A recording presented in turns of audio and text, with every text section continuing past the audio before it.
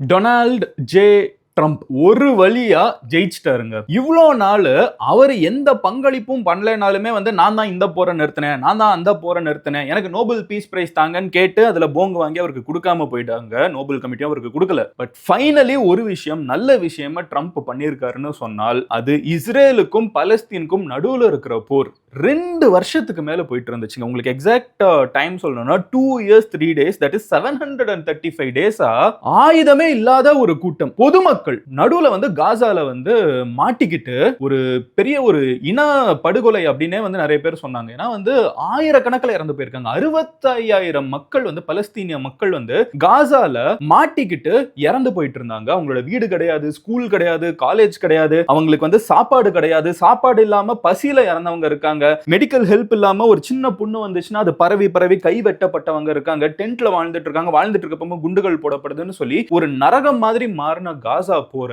ஒரு வழியா Trump ceasefire declare பண்றதுக்கு ஃபோர்ஸ் பண்ணி நிறுத்தி வச்சிருக்காரு. உண்மையிலே சொல்றேன், ட்ரம்ப் மேல 1000 விமர்சனம் இருந்தாலும் இன்னைக்கு காசால இந்த சீஸ்ஃபயருக்கு காரணம், முக்கியமான ஒரு காரணம் டொனால்டு ட்ரம்ப். என்ன நடந்துட்டு இருக்குது காசால? நம்ம ரொம்ப நாளா நம்ம சேனல்ல இன்ஃபேக்ட் ஒரு 1 இயருக்கு முன்னாடி உங்களுக்கு ஞாபகம் இருந்திருக்கும், கண்டிப்பா நீங்க நம்ம சேனல்ல அட்லீஸ்ட் ஒரு டைமாவது இஸ்ரேலுக்கும் பலஸ்தீனுக்கும் இருக்கிற பிரச்சனையை பத்தி ஒரு வீடியோவாவது பார்த்திருப்பீங்க. ஏன்னா அது அவ்வளவு பெரிய ஒரு விஷயமா நம்ம பேசிட்டு இருந்தோம். ஒரு பாயிண்ட்டுக்கு மேல ஆயிரக்கணக்கான மக்கள் இறந்து போகிறது நம்மளுக்கு ஒரு ஓகே தாண்டி போற விஷயம். காசாவா அப்ப இறந்து தான் போவாங்கன்னு போற மாதிரி ஒரு துயரமான சிச்சுவேஷன். ஏன்னா வேற வழியா இல்ல, அவங்களை காப்பாற்றவே முடியாதுன்னு நினைச்சிட்டு இருந்த ஒரு நேரத்துல ட்ரம்ப் காப்பாத்தி இருக்காரு. என்ன நடந்திருக்கு அப்படிங்கறத நான் உங்ககிட்ட டீடைலா சொல்ல ஆரம்பிக்கிறேன். வேர்ல்டு ஃபுல்லா இன்னைக்கு இதுதான் ஹெட்லைன்ஸ். கடைசி செட் ஆஃப் 20 இஸ்ரேலிஸ் ஹமாஸ் புடிச்சிட்டு போனாங்கல்ல, அவங்களும் ரிலீஸ் பண்ணப்பட்டிருக்காங்க. என்ன நடந்திருக்குது, என்ன நடந்துட்டு இருக்குது, உலகத்தோட டாப் பிரேக்கிங் நியூஸ் இதுதான். டீடைலா உங்ககிட்ட சொல்ல ஆரம்பிக்கிறேன். But as I always say, நீங்க இந்த மாதிரி வேர்ல்டு ஃபுல்லா நடக்கிறத ஒரு 10 நிமிஷத்துல நைட் தூங்க போறதுக்கு முன்னாடி எந்த பயசும் இல்லாம ஒரு சேனல்ல காமனா எல்லாரும் பார்த்து தெரிஞ்சுக்கணும் அப்படின்னு நினைச்சீங்கன்னா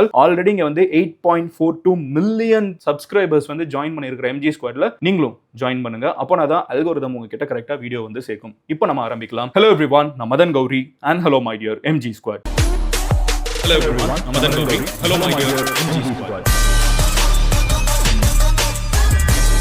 ஃபர்ஸ்ட் விஷயம் என்ன அப்படின்னு பாத்தீங்கன்னா ஒரு சின்ன ஃபிளாஷ்பேக் போட்டு பார்ப்போம். 2 years 3 daysக்கு முன்னாடி என்ன நடந்துச்சு? ஸோ 2 years 3 daysக்கு முன்னாடி தான் ஹமாஸ் அமைப்பினர் இங்க இஸ்ரேலுக்குள்ள போய் இஸ்ரேல்ல ஒரு மிகப்பெரிய தாக்குதலை நடத்தி அங்க இருந்து நூற்றுக்கணக்கான பேரை, தட் இஸ் 251 பீப்புளை கடத்திட்டு வந்துடுறாங்க. எப்படி? பலஸ்தீன்ல இருந்து காசால இருந்து இஸ்ரேலுக்குள்ள போய் இஸ்ரேல்ல இருந்து 250 பீப்புளை ஒரு பார்ட்டியில இருந்தவங்களை ஒரு என்ன சொல்ல பிணை கைதிகளா ஓகேவா கடத்திட்டு வந்துடுறாங்க. இப்போ இந்த 250 பேரை அவங்க புடிச்சு வச்சிருக்காங்க. 251 people 250 பேர் ஒரு நாட்டுல இருந்து இன்னொரு நாட்டுக்குள்ள புடிச்சிட்டு வராங்கன்னா எவ்வளவு பெரிய விஷயம் யோசிச்சு பாருங்க. பொதுமக்கள் இதை இந்தியா பாகிஸ்தான் யோசிச்சு பாருங்க எவ்வளவு பெரிய விஷயமா நம்ம பேசுவோம். அதுதான் 2 years 3 daysக்கு முன்னாடி நடந்துச்சு. இப்போ அது நடந்து முடிஞ்சு 735 days ஆயிடுச்சு. இவங்க இந்த 251 பீப்புளை கொண்டு போனதுக்கு அப்புறம் இஸ்ரேல் ஒரு மிகப்பெரிய தாக்குதலை பதிலுக்கு காசா மேல நடத்துறாங்க. காசா அப்படின்னு சொல்லப்படக்கூடிய இந்த ஸ்ட்ரிப்புக்கு அண்டர் கிரவுண்ட் நெட்வொர்க் தான் ஹமாஸ் அதிகமா கண்ட்ரோல் பண்ணிட்டு இருக்காங்க. சோ இவங்களை வானத்தில இருந்து குண்டு போட்டு அழிக்கிறதுங்கிறது ஒரு இம்பாசிபிளான ஒரு விஷயம். சோ கிரவுண்ட் லெவல்ல உள்ளுக்குள்ள போய் நாங்க ஒவ்வொரு இடத்துலயும் எங்கெங்க ஹமாஸினர் பதுங்கி இருக்காங்கிறத உங்களை எல்லாத்தையுமே நாங்க பிடிக்க போறோம் அப்படின்னு சொல்லிட்டு இவங்க உள்ளுக்குள்ள என்டர் ஆனாங்க. என்டர் ஆகி 2 வருஷங்க. இஸ்ரேல் சாதாரண கண்ட்ரி கிடையாது. ஈரான் அடிக்கிறாங்க, இந்த சைடு கத்தார் அடிக்கிறாங்க, அந்த சைடு லெபனானை போட்டு அடிக்கிறாங்க, இங்க பாலஸ்தீனை போட்டு அடிக்கிறாங்க. இப்படி சுத்தி சுத்தி ஒரே நேரத்துல இத்தனை பேர் கூட சண்டை போடக்கூடிய இஸ்ரேலோட ராட்சச பலம் என்னன்னு பாத்தீங்கன்னா இஸ்ரேலோட அமெரிக்கா தான். உலகத்திலே மிகப்பெரிய கண்ட்ரி இந்த சின்ன கண்ட்ரியான இஸ்ரேலுக்கு எல்லாத்தையும் சப்ளை பண்ணிட்டு இருக்காங்க. அவ்வளோ ஆயுதங்கள், அவ்வளோ இன்டெலிஜென்ஸ், வேர்ல்டுல இருக்கிற மோஸ்ட் பவர்ஃபுல் கண்ட்ரி கேட்கறதுக்கு தான் இஸ்ரேல் இத்தனை பேர் கூட சண்டை போடுறாங்கன்னு தோணும். பட் பின்னாடி இருக்கிற மூளை, பின்னாடி இருக்கிற பணம், பின்னாடி இருக்கிற பவர், பின்னாடி இருக்கிற ஆயுதங்கள்லாம் யாருன்னு பாத்தீங்கன்னா அமெரிக்கா. அமெரிக்கா கம்ப்ளீட்டா இஸ்ரேலை ஃபீட் பண்றதுனால இஸ்ரேல் சுத்தி இருக்கிற இத்தனை நாடுகள் கூட சண்டை போட முடிஞ்ச இஸ்ரேல்னால ஹமாஸை ஆக்சுவலா இன்னமும் கம்ப்ளீட்டா எரடிகேட் பண்ண முடியல. பட் அவங்க உள்ளுக்குள்ள கிரவுண்ட் அஃபென்ஸ் பண்ணாங்க. இந்த கிரவுண்ட் அஃபென்ஸ் அப்ப என்ன ஆகுதுன்னு பாத்தீங்கன்னா யோசிச்சு பாருங்க. இந்த காசாங்கிறது சென்னை மாதிரி ஒரு ஏரியா, சரியா? இப்போ இந்த சென்னை மாதிரி ஒரு ஏரியாக்குள்ள ஒரு பெரிய நெட்வொர்க் இருக்காங்க. அவங்கள இஸ்ரேல் அழிக்கணும்னு நினைக்கிறாங்கங்கிற மாதிரி யோசிச்சு பாருங்க. இவங்க எங்க நாட்டுல இருந்து 250 பேரை கடத்திட்டு வந்துட்டாங்க, இவங்களை அழிச்சாதான் நாங்க வந்து நிம்மதியா இருக்க முடியும், இல்லைன்னா அவங்க மறுபடியும் எங்க நாட்டுக்குள்ள வந்து தொல்லை பண்ணுவாங்க, அதனால இவங்களை அழிக்க போறோம்னு சொல்லிட்டு ஊருக்குள்ளே வந்துட்டாங்க. ஊருக்குள்ள வந்து காசாக்குள்ள வந்து கம்ப்ளீட்டா பில்டிங்ஸ் எல்லாமே டெமாலிஷ்டு, ஸ்கூல்ஸ் கிடையாது, காலேஜஸ் கிடையாது, ஹாஸ்பிட்டல்ஸ் கிடையாது, எந்த ஒரு பேசிக் ஃபெசிலிட்டியும் கிடையாது, எல்லாத்தையுமே டெஸ்ட்ராய் பண்ணிட்டாங்க. அதுக்கப்புறம் என்ன ஆகுதுன்னு பாத்தீங்கன்னா, யாரு ஹமாஸ் அமைப்பினர், யாரு வந்து காசால இருக்கக்கூடிய சாதாரண பலஸ்தீனிய பொதுமக்கள்ங்கிற வித்தியாசம் தெரியலன்னு இஸ்ரேலே சொல்றாங்க. சோ உள்ளுக்குள்ள ஒவ்வொருத்தங்களே போறப்போ நடுவுல வந்து இங்க ஒருத்தங்கிட்ட ஆயுதம் இருக்குது, இங்க ஒருத்தங்கிட்ட ஆயுதம் இருக்குது. இவங்க ஹமாஸ், இவங்க இஸ்ரேல், இவங்க ரெண்டு பேரும் மாத்தி மாத்தி சுடுறப்போ யார் இறந்து போவாங்க அதிகமா யோசிச்சு பாருங்க, நடுவுல இருக்கக்கூடிய பொதுமக்கள். சோ நீங்க இந்த கணக்கே எடுத்து பாத்தீங்கன்னா இஸ்ரேல்ல 2000 பேர் இறந்திருக்காங்க. ஓகேவா? அதுக்கு பதிலுக்கு இஸ்ரேல் நடத்தின தாக்குதல்ல பலஸ்தீனியர்கள் வந்து 68,800 பேர், 2000 இஸ்ரேலிஸ் வந்து இறந்து போறாங்க. அதுக்கப்புறம் பலஸ்தீன் வந்து ஒரு பலஸ்தீனியர்கள் மேல நடக்கக்கூடிய ஒரு தாக்குதல்ல, ஹமாஸை தேடி நடக்கக்கூடிய ஒரு வேட்டையிலன்னு நம்ம சொல்லலாம். அந்த ஏன்னா அவங்க தேடி தேடி போயிட்டு இருக்காங்க, வீட்டுக்குள்ள போறாங்க, டென்ட்டுக்குள்ள போறாங்க, எல்லா இடத்துலயும் போறப்போ 68,000 பேர், 68,800 பலஸ்தீனியன்ஸ் வர்சஸ் 2000 இஸ்ரேலிஸ். இந்த 2000 இஸ்ரேலிஸ் வந்து இறந்ததுக்கு அவங்க பதிலுக்கு இவங்க மொத்தமா அழிக்கிறேன்னு போறப்போ 68,800 பலஸ்தீனியர்கள் வந்து காசால வந்து இறந்து போயிருக்காங்க இதுவரைக்கும். இதுல இன்னும் லட்சக்கணக்கான பேர் வந்து காயப்பட்டவங்க இருக்காங்க. ஓகேவா? சோ ஒரு பாயிண்ட்ல என்ன ஆகுதுன்னு பாத்தீங்கன்னா, இந்த 251 பீப்புள புடிச்சிட்டு போறாங்கல்ல, அவங்கள வச்சு ஹமாஸ் வந்து ஹெவியா பிளாக்மெயில் பண்றாங்க. இன்ஃபேக்ட் இப்போ வரைக்குமே வந்து அவங்களோட கோல் என்னன்னா, நீங்க ரொம்ப உள்ள விடலனா உங்களை ரிலீஸ் பண்ண மாட்டோம், இவங்களுக்கு ஏதாவது நடந்துரும் அப்படின்னு சொல்லி நிறைய பேர் இறந்து போயிட்டாங்க. ஆக்சுவலா உள்ளுக்குள்ள நிறைய பேர் இறந்து போயிருக்காங்க, நிறைய பேர் வந்து காணாம போயிட்டாங்கன்னே சொல்லப்படுது, உடல்கள் வந்து திருப்பி கிடைக்கல. கடைசியா என்ன ஆகுதுன்னு பாத்தீங்கன்னா, ஒரு 168 பேர் வந்து உயிரோட ரிலீஸ் ஆகுறாங்க. அண்ட் கடைசியா இருக்கக்கூடிய ஒரு 20 பேர் வந்து வேற வேற ஃபேசஸ்ல, ஓகேவா, வேற வேற ஃபேசஸ்ல கடைசியில ஒரு 20 பேரை வந்து இன்னும் ஹமாஸ் வந்து பிடிச்சு வச்சிட்டு இருந்தாங்க.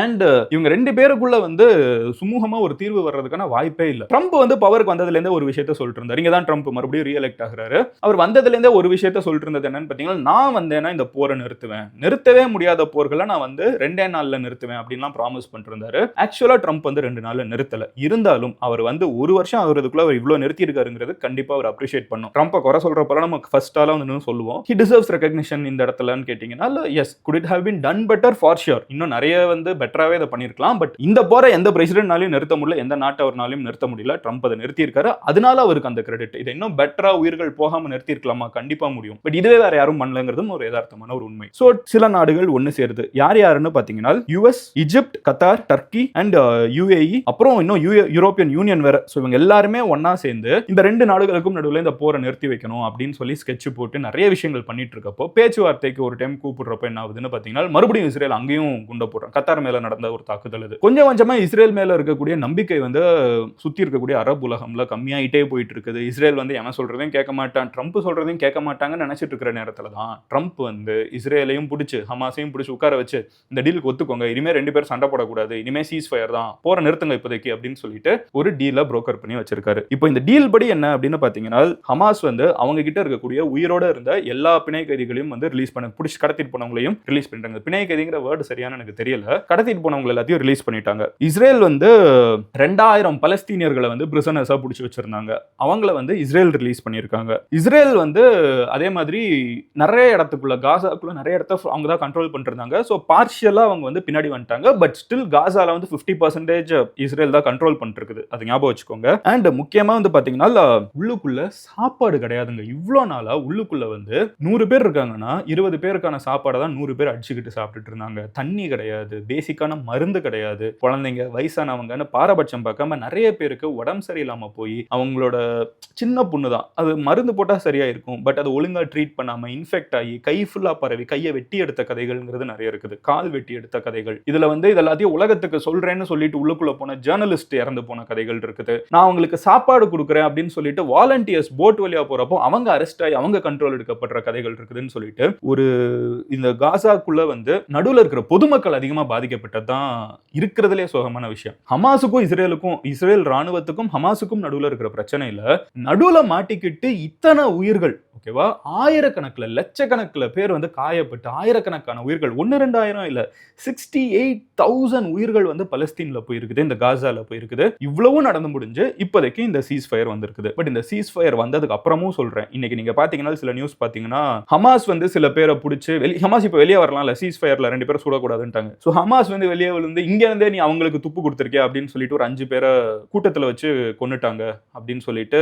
ரியூட்டர்ஸ்ல ஒரு நியூஸ் வருது. இன்னொரு சைடு அல் ஜசீரால என்ன என்ன நியூஸ் வருதுன்னு பாத்தீங்கன்னா இஸ்ரேல் வந்து இந்த பலஸ்தீனியர்கள் வந்து எங்க இடத்துக்குள்ள வந்துட்டாங்க, லைனை தாண்டி வந்துட்டாங்க, சீஸ்ஃபயர் லைனை தாண்டிட்டாங்கன்னு அவங்க 5 பேரை கொண்டிருக்காங்க. So it's a very volatile situation. இந்த ஆபரேஷன் சிந்தூர் முடிஞ்சிருச்சுன்னு இந்தியா பாகிஸ்தான் சொன்னதுக்கு அப்புறம் இருந்தாலும் அங்கங்க ட்ரோன் வருது பாருங்க, இங்க வந்து ஃபிளைட் போகுது பாருங்கன்னு சொல்லிட்டு ஒரு 2-3 டேஸ் வந்து அப்படியே கண்டினியூ ஆயிட்டு இருந்துச்சுல. இது அந்த மாதிரி ஒரு சிச்சுவேஷன் தான். இஸ்ரேலுக்கும் ஈரானுக்குமே நடுவுல இது நடந்துச்சு. அட் வாட் பாயிண்ட் ஸ்டாப் அப்படின்னா ஸ்டாப் அப்படிங்கிறது இல்ல, கொஞ்ச நாள் அந்த வந்து கொஞ்சம் எக்ஸ்டெண்ட் ஆகி ஓவர்ஃப்ளோ ஆயிட்டு இருக்கிறது ரெண்டு சைடுமே நடந்துட்டு இருக்குது. இதுக்கு அடுத்த விஷயம் என்ன அப்படின்னு பாத்தீங்கன்னா, ஓகே ஃபைன் மதன், இதெல்லாமே வந்து இது வரைக்கும் நடந்திருக்குது, சீஸ்ஃபயர் டிக்ளேர் பண்ணிட்டாங்க. அப்போ இனிமே அங்க யார் ஆட்சி செய்ய போறாங்க அப்படிங்கிற கேள்வி இருக்குல்ல. So next steps of political struggle என்னங்கிறத நான் உங்ககிட்ட சொல்றேன். ஃபர்ஸ்ட் விஷயம் என்னன்னு பாத்தீங்கன்னா, டிரான்சிஷனல் கவர்மெண்ட் வந்து அங்க உருவாக்கப்படும்ங்கறாங்க. சோ இப்போதைக்கு ஒரு பீஸ் போர்டு வந்து உருவாக்கப்பட்டிருக்குது, which has US, UK, Arab இவங்க எல்லாருமே ஒண்ணா சேர்ந்து, அரப் வேர்ல்ட் எல்லாரும் ஒண்ணா சேர்ந்து ஒரு பீஸ் போர்டுன்னு ஒன்று உருவாக்கி இருக்காங்க. இந்த பீஸ் போர்டு வந்து இப்போதைக்கு காசால வந்து மறுபடியும் அமைதியை உருவாக்குறதுக்கு நாங்க பொறுப்பேற்றுக்கிறோம்னு சொல்லிட்டு அவங்க பொறுப்பேற்றுக்கிறாங்க. அடுத்த விஷயம் என்ன அப்படின்னு பாத்தீங்கன்னா, யார் இனிமே காசாவை ஆட்சி செய்வாங்கிறதுக்கு ட்ரம்ப் கொடுத்த சஜஷன்ல என்ன மேட்டர்னு பாத்தீங்கன்னா, இஸ்ரேலும் கண்ட்ரோல் பண்ணக்கூடாது, ஹமாஸும் கண்ட்ரோல் பண்ணக்கூடாது. ஹமாஸ் வந்து ஆயுதம் வச்சிருக்குன்னு இஸ்ரேல் பிரச்சனை பண்றாங்க, இஸ்ரேல் வந்து எங்களை அடக்குறாங்கன்னு சொல்லிட்டு ஹமாஸ் பிரச்சனை சொல்றாங்க. சோ ரெண்டு பேருமே வேணாம், இங்க மூணாவதா ஒரு நியூட்ரலான ஒரு கவர்மெண்ட் உருவாக்கணும், அதுக்கு நான் கேரண்டி அப்படின்னு சொல்லிட்டு ட்ரம்ப் பேசியிருக்காரு. மூணாவது விஷயம் என்ன அப்படின்னு பாத்தீங்கன்னா, டிசார்ம்மென்ட் அண்ட் செக்யூரிட்டி. ஃபியூச்சர்ல இங்க இருக்கிற பில்டிங்ஸ் எல்லாமே வந்து மறுபடியும் கட்டுறதுக்கு வருஷ கணக்காகுங்க. And billions of dollars, millions இல்ல பில்லியன்ஸ் ஆஃப் நூற்றுக்கணக்கான ஆயிரக்கணக்கான கோடிகள் வந்து நம்ம செலவு பண்ணாதான் ஒரு ஊரே கம்ப்ளீட்டா, சென்னைங்கிறது வந்து இப்படிங்கிறதுக்குள்ள தரமட்டமாயிட்டா என்ன பண்ண, மறுபடியும் ஸ்கிராச்ல இருந்து எல்லாத்தையும் பில்ட் பண்ணணும். That will take huge cost. ஓகேவா? சோ அதை நோக்கி வந்து இப்போ எல்லாரும் போயிட்டு இருக்காங்க. அதுக்கு வந்து நாங்க யாரு ஃபண்ட் பண்றது, யாரு ஃபண்ட் பண்ணுவாங்கங்கிற கேள்விகள் இருக்குது. அண்ட் இது எல்லாமே முடிஞ்சு மறுபடியும் காசா வந்து ஒரு நார்மல் வேர்ல்டா திரும்பி வர்றதுக்கு நிறைய விஷயங்கள் நடக்கணும். மறுபடியும் ஹமாஸ் வந்து கம்ப்ளீட் கண்ட்ரோல் எடுத்து ஆயுதம் அப்படி இப்படின்னு போயிடுச்சுன்னா மறுபடியும் இஸ்ரேல் அதை காரணமா வச்சுட்டு உள்ளுக்குள்ள வருவாங்க. இது நடக்காம இருக்கணும். இன்னைக்கே 5 பேரை வந்து பப்ளிக்கா எக்ஸிக்யூட் பண்ணிருக்காங்கிறது வந்து ஒரு கன்சர்ன் தான். பதிலுக்கு இஸ்ரேல் வந்து அங்க 5 பேரை வந்து சுட்டிருக்காங்கிறதும் கன்சர்ன் தான். இந்த மாதிரி இருக்கக்கூடிய மிஷாப்ஸ் வந்து ஸ்டார்டிங்லயே கிள்ளி தூக்கி போட்டுறணும். அது வந்து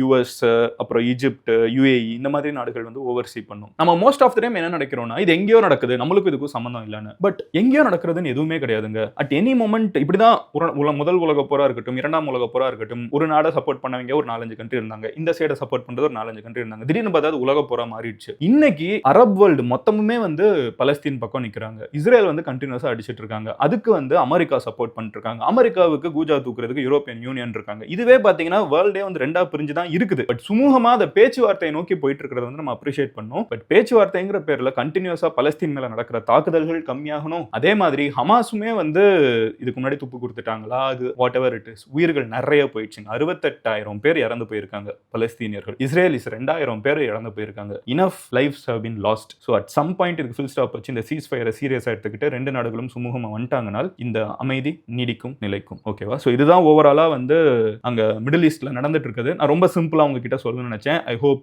it was a good explanation. உங்க ஃப்ரெண்ட்ஸ் யாராவது இந்த துபாயில இருக்காங்கனாலோ, அபுதாபில இருக்காங்கனாலோ, கத்தார், குவைத் இதெல்லாம் எங்கேயோலாம் தள்ளியெல்லாம் இல்ல, ரொம்ப கிட்ட இருக்குது நம்ம பேசிட்டு இருக்கிற ஏரியாக்கு. கத்தார்லயே ஒரு குண்டை போட்டாங்க பாருங்க. சோ இதெல்லாம் அங்க இருக்கிற ஏரியா பீப்புளுக்கு நீங்க முடிஞ்ச அளவுக்கு அனுப்பிச்சு விடுங்க. They should be aware of it. அங்க இருக்கிறவங்க இதை பார்த்துட்டு இருந்தீங்கன்னா at the same time back home உங்களோட சொந்தக்காரங்களுக்கு, உங்களோட ஃப்ரெண்ட்ஸுக்கு அனுப்பிச்சு விட்டு இப்போ இது நின்றுச்சு, இது சுமூகமாயிடுச்சுங்கிறதையும் சொல்லுங்க. I'll see you tomorrow. நீங்க MG ஸ்குவாட்ல சேரணும்னு நினைச்சீங்கன்னா சப்ஸ்கிரைப் பண்ணி சேருங்க. அப்போனா தான் அடுத்த வீடியோ என்ன போஸ்ட் பண்றேங்கிறது உங்களுக்கு கரெக்டா டயத்துக்கு வந்து சேரும். Love you all, take care, bye. Cheers MGs.